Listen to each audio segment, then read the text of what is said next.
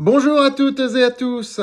Alors aujourd'hui, je vais vous parler d'anthropologie. L'anthropologie est une branche sœur de la sociologie, hein. Elle est même intégrée de plus en plus dans la sociologie. Dans les universités, on parle de département sociologie et anthropologie. Et je vais vous en parler pour démystifier le fait que les traders ou ceux qui font de l'analyse technique très pointue peuvent systématiquement gagner en bourse et battre le marché. Je vais vous démystifier cette idée à partir d'une observation et d'une réflexion anthropologique profonde sur l'opposition qu'il y a entre les techniques du corps et la structure du corps. La vidéo que vous allez voir est issue d'un billet d'humeur que je viens de faire aujourd'hui, qui est un billet d'humeur de 15 minutes à peu près que vous pourrez retrouver dans la rubrique, dans la playlist billet d'humeur. Mais là, j'ai isolé 5 minutes qui concernent précisément ce que je veux vous dire. Autrement dit, comment gagner en bourse en bâtissant une véritable structure, une véritable ossature de vos portefeuilles. Regardez, c'est très intéressant.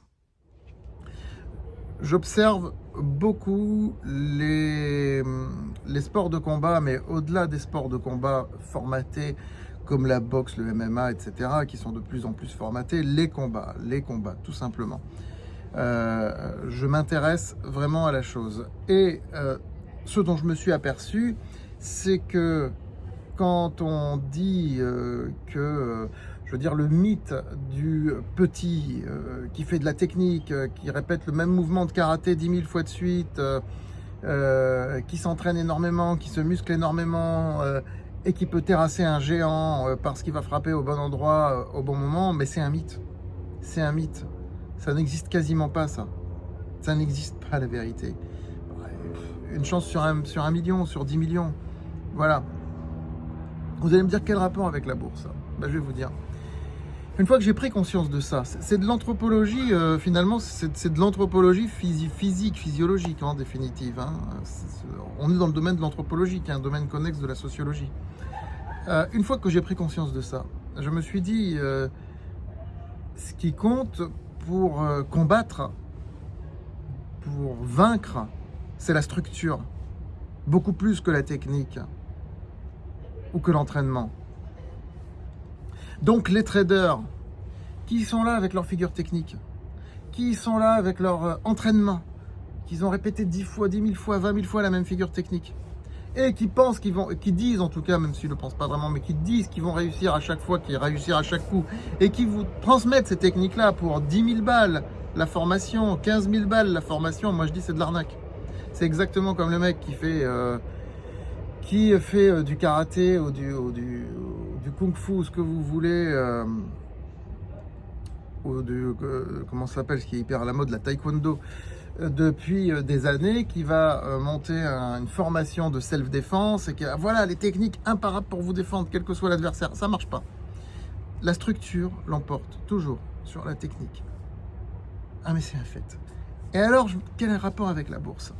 Le rapport avec la bourse, c'est que je me suis dit qu'en fait, il faut apprendre à structurer un portefeuille. Plutôt que d'être bon dans son analyse technique ou dans son analyse fondamentale ou dans ce que vous voulez, la base, c'est le portefeuille.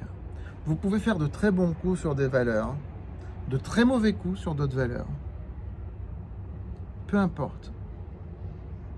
Pour tenir sur la durée, il faut structurer son portefeuille. C'est-à-dire qu'il ait une structure comme une structure physique d'un géant, d'un colosse, une ossature, quoi. Vous voyez ce que je veux dire? Il faut que le portefeuille soit correctement diversifié, mais pas diversifié, comme on vous dit, mettez tant de secteurs, tant de... Non, non, non, non, non, non, non. Mes abonnés savent de quoi je parle. Il faut qu'il soit correctement diversifié en termes de narratif. Il faut qu'il soit correctement diversifié en termes de risque. Des valeurs de croissance, mais des valeurs des recoveries à côté, puis des valeurs plutôt de confiance, quelques micro-caps, et que tout ça, qu'un choc puisse être absorbé. Ce que nous voyons régulièrement, je veux dire, le portefeuille croissance il se prend régulièrement des chocs, hein, faut pas croire. Regardez la semaine dernière, Gerbet qui s'est effondré, qui a perdu 25%, 30%. C'était une valeur du portefeuille croissance. Et pourquoi le portefeuille n'a pas baissé? Pourquoi il n'a pas baissé? Il est resté à plus de 25% depuis le 1er janvier.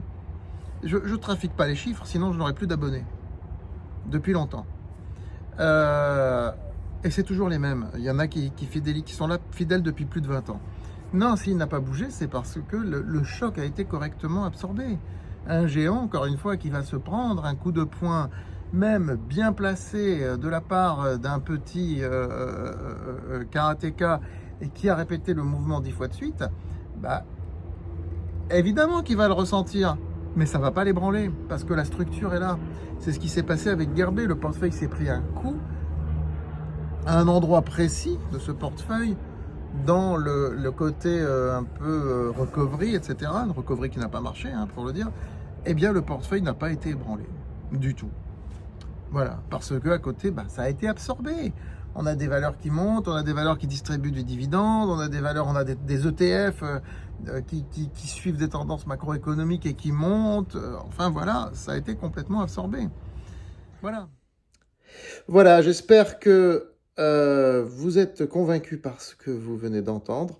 Donc, n'oubliez pas, pensez structure avant de penser technique lorsque vous investissez en bourse. La stratégie du géant marche mieux que la stratégie du karatéka. En tous les cas, pour réussir sur la durée. Je ne parle pas de réussir un coup ou 2 coups, je parle de réussir sur la durée. Ne l'oubliez pas. Likez, partagez cette vidéo et abonnez-vous à cette chaîne YouTube. À très vite.